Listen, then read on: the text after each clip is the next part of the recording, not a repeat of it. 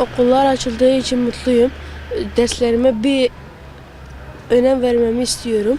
Teşekkür almamı istiyorum. Yani ikinci dönemde kalmamı istemiyorum. Sınıfta kalmak istemiyorum. Tatil nasıl geçti? İyi geçti, gezdim. Bazı şeyleri öğrendim. Gezdiklerim yerleri öğrendim. Yani gezdiğim için o tatili bozmak istemedim.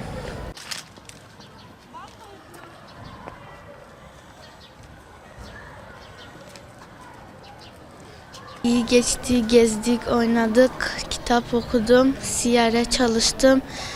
Dün sınav oldum. Çok mutluyum okullar açıldığı için.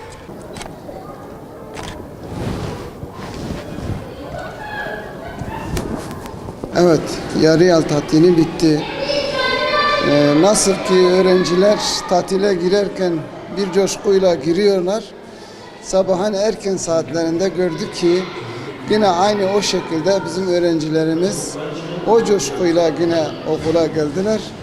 Büyük bir sevinçle okula geldiler. Tatillerini bitirdiler. İnşallah bu dönemde çocuklarımıza başarılar diliyoruz.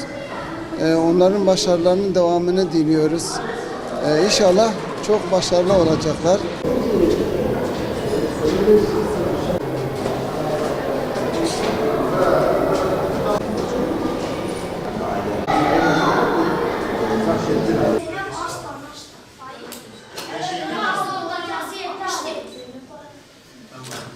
Güzel. En azından teşekkür alan kişi sayısı fazla. Zeynep 70'e yakın ama almamış mıydı? Gereken şeyleri hepimizin bilmesi gerekiyor. Büyük bir deprem bizi de etkiliyor. Önceden böyle yanlış söylenen şeyler var. Mesela kapı eşi, kapıların kasaları orada bulunduğunuz yerler.